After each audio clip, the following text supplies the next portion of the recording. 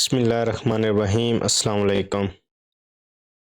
आज की इस वीडियो में मैं आपको EDUA 630 जो आपका रिसर्च प्रोजेक्ट है उसकी जो असाइनमेंट नंबर 4 है उसके बारे में गाइड करूँगा कि आप लोगों ने असाइनमेंट को कैसे प्रिपेयर करना है या कैसे इसको राइट करना है। तो असाइनमेंट की तरफ जाने से पहले अगर मेरा चैनल अभी तक आप लोगों ने सब्सक्राइब नहीं किया तो वीडियो के नीचे नज़र आने वाले सब्सक्राइब बटन पर क्लिक करें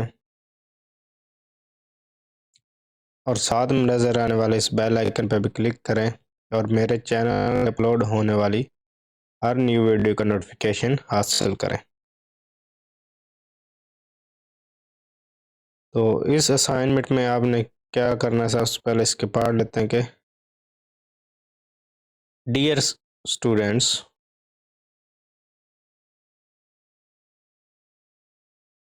you are required to send assignments on your approved revised topic of the research for research। अब इस लाइन का ये मतलब है कि आपने जो असाइनमेंट बना के सेंड करनी है वो एक अप्रूव्ड, मतलब जो आपकी फर्स्ट असाइनमेंट आपने सेंड की थी और उसी में वो टॉपिक आपका अप्रूव्ड हो गया तो उसको अप्रूव्ड बोला जाता है। और बाज़ औक़ात उस असाइनमेंट में जो टॉपिक उस जो 3 आपने सेंड किए थे उनमें से वो तीनों के तीनों रिजेक्ट हो जाते हैं और आप बाद में उस टॉपिक को रिवाइज करके अपना टॉपिक अप्रूव्ड करा देते हैं, उसको रिवाइज टॉपिक्स बोला जाता है। अच्छा, इसमें जो दूसरी मेन बात है वो ये है कि this assignment must include previous assignments as well. अब इस असाइनमेंट जब आप सबमिट करवाएंगे तो उसमें आपने first assignment, second assignment, third assignment and fourth assignment, ये चारों असाइनमेंट आपने सीक्वेंस के साथ एक फ़ाइल बना के सेंड करनी है। यानी कि जिस तरह एक किताब होती है, जिस तरह एक बुक समझ लें, उसको चैप्टर वाइज होता है, पहला चैप्टर, दूसरा चैप्टर, तीसरा चैप्टर, चौथा चैप्टर, इसी तरह इसकी सीक्वेंस बना के आपने एक ही फाइल के अंदर सेंड करनी है। और उसमें ये फर्स्ट असाइनमेंट में भी ये मेंशन था कि your assignment must state your research topic. ऊपर आपकी जब असाइनमेंट में जब आप असाइनमेंट को हल करेंगे तो आपका रिसर्च टॉपिक का नेम जो है वो लाजमी सबसे पहले ऊपर लिखा होना चाहिए। उसके बाद ये स्टेटमेंट ऑफ द प्रॉब्लम, ये जो आपने सेकंड असाइनमेंट में लिखा था वो ऑब्जेक्टिव ऑफ द रिसर्च, ये भी आपने मेंशन करना है, हाइपोथेसिस या फिर रिसर्च पर्सन, इन दोनों में से कोई एक आपने मेंशन करने हैं। ये आप ऑलरेडी सेकंड असाइनमेंट में कर चुके हैं, तो ये आपने इसको फर्स्ट असाइनमेंट में और सेकंड असाइनमेंट जिस तरह थर्ड फोर्थ ये सारे आपने इंक्लूड कर लेनी है। उसके बाद उन्होंने ये एक अच्छा किया, एक रेड लाइन में आपको बता दिया, it is compulsory that you all must write your approved thesis title on your assignment files. Only then the supervisor can finalize and guide about your methodology। कि आपने क्या करना है, अपनी असाइनमेंट फाइल्स के ऊपर अपने टॉपिक नेम जो है वो लाजमी लिखना है।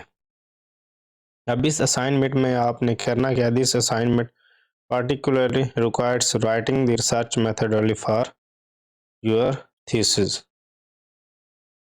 इसमें क्या ख़ास तौर पे जो बात इसमें रिक्वायर्स है या इसमें जो आपने राइट करनी है वो क्या है, रिसर्च मेथडोलॉजी की। इसमें आपने रिसर्च मेथडोलॉजी के बारे में राइट करना है। अब मेथडोलॉजी है क्या चीज़, इसी में उन्होंने बताया methodology explains how you design your research, कि आप लोग अपनी रिसर्च जो है उसको कैसे बनाएंगे, कैसे राइट करेंगे, कैसे डिज़ाइन करेंगे। तो डिज़ाइन का मतलब होता है बनाना, लिखना, उसको राइट करना। What specific methods you will requires for data collection, कि आप लोग डाटा कलेक्शन के लिए कौन सा मेथड इस्तेमाल करेंगे, and how it will be done, और आप इसको कैसे डन करेंगे, इसको कैसे सर अंजाम देंगे, कैसे इसको एंड करेंगे।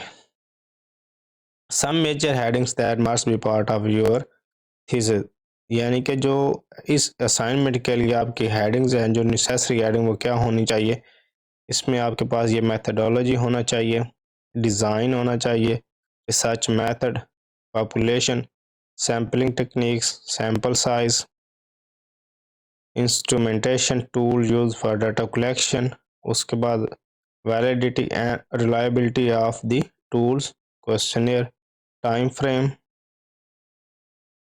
तो ये चीज़ें इसमें इंक्लूड होंगी। अब एंड पे उन्होंने एक नोट दिया हुआ, तो ये नोट भी आप लोगों ने अच्छी तरह से पढ़ लेना। You are required to complete this assignment by given details of all these सब हेडिंग्स। आपने इस असाइनमेंट को जनाब इन हेडिंग्स के सब हेडिंग्स के साथ आपने इसको कंप्लीट करना है। सब हेडिंग्स कैसे होंगे कि मेन हेडिंग्स आपने ऊपर दे लेनी है कि हमारे पास ये क्या है, रिसर्च मैथडोलॉजी इसमें इंक्लूड है कि ये, उसके बाद आपने फिर एक मैथडोलॉजी की हेडिंग दे लेनी। ये सारी सब हेडिंग है और रिसर्च मैथडोलॉजी है, ये हमारी मेन हेडिंग हो जाएगी। नोट नोट उन्होंने क्या बोला हुआ है, क्वेश्चनियर के बारे में ये हर असाइनमेंट में, जो भी फोर्थ असाइनमेंट हर सीजन में आती है। Please attach your proposed questionnaire instrument for approval. Without approval of instrument you cannot collect data। कि आप लोगों ने एक क्वेश्चनियर बनाना है अपने रिसर्च प्रोजेक्ट के बारे में, उसको आपने एंड पे क्या करना है, अटैच करना है इस असाइनमेंट के एंड पे। तो ये भी आपने क्या करना है, अपना क्वेश्चनियर बना के सेंड करना। अब मेरे पास एक प्रोजेक्ट है, काफ़ी अच्छा बनाया हुआ है, वो मैं आपको एक गाइडेंस के तौर पे दिखा देता हूँ। आप पढ़ने वो एक्सप्लेन करने का फ़ायदा है, क्योंकि आपका हो सकता है प्रोजेक्ट और हो और यहाँ पे वो और लिखा हो। तो मैं आपको दिखा देता हूँ वो प्रोजेक्ट कैसे बना हुआ है। तो मैं आपको दिखाता हूँ, ये रहा। इस तरह आपने क्या करना है कि असाइनमेंट नंबर 4 है, तो ये जस्ट असाइनमेंट नंबर 4 है, लेकिन आपने क्या करना है, इसमें सारी असाइनमेंट जो इंक्लूड करनी है, फर्स्ट सेकंड थर्ड। ये मैं जस्ट 4 असाइनमेंट के लिए दिखा रहा हूँ आप लोगों को, लेकिन आपने जो सबमिट करवानी है वो यहाँ से नहीं बल्कि किधर से स्टार्ट होनी चाहिए। आपकी असाइनमेंट नंबर 1 से स्टार्ट होकर उसमें सेकंड भी हो, थर्ड भी हो, फिर आपने जो फोर्थ बनाई वो भी उसमें इंक्लूड होनी चाहिए। ये एक एज ए सैम्पल के तौर पर मैं आपको फोर्थ असाइनमेंट दिखा रहा हूँ कि आप लोगों ने कैसे बनानी है।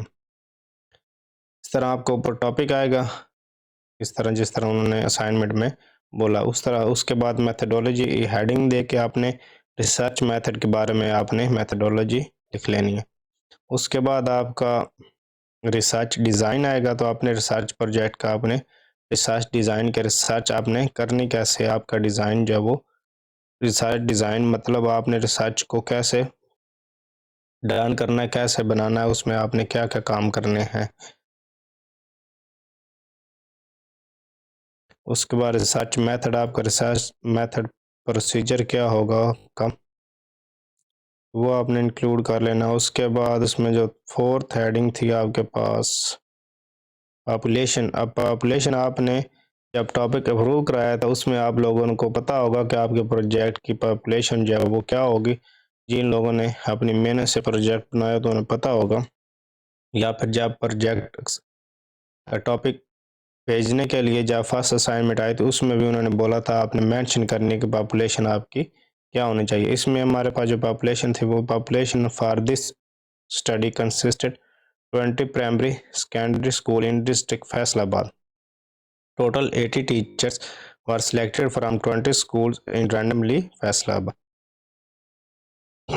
तो सैम्पलिंग टेक्निक्स होती हैं कुछ हमारे पास, सिंपल रैंडम टेक्निक्स इसमें जो यूज़ हो रही है वो सिंपल रैंडम सैम्पलिंग जो है वो यूज़ की जा रही है। सैंपल साइज़ होता है कि आप लोगों की जो पॉपुलेशन साइज़ है वो आप लोग सैंपल साइज़ के तौर पे आप उसको इस्तेमाल कर सकते हैं।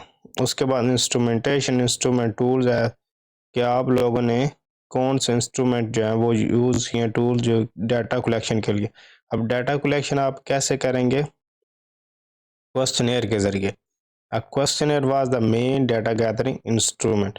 तो आप लोगों को मैं ऑलरेडी बता चुका हूँ कि आप लोगों ने क्वेश्चनियर जो है वो भी बनाना है। मैं आपको एंड पे दिखाऊंगा क्वेश्चनियर कैसे बनाना।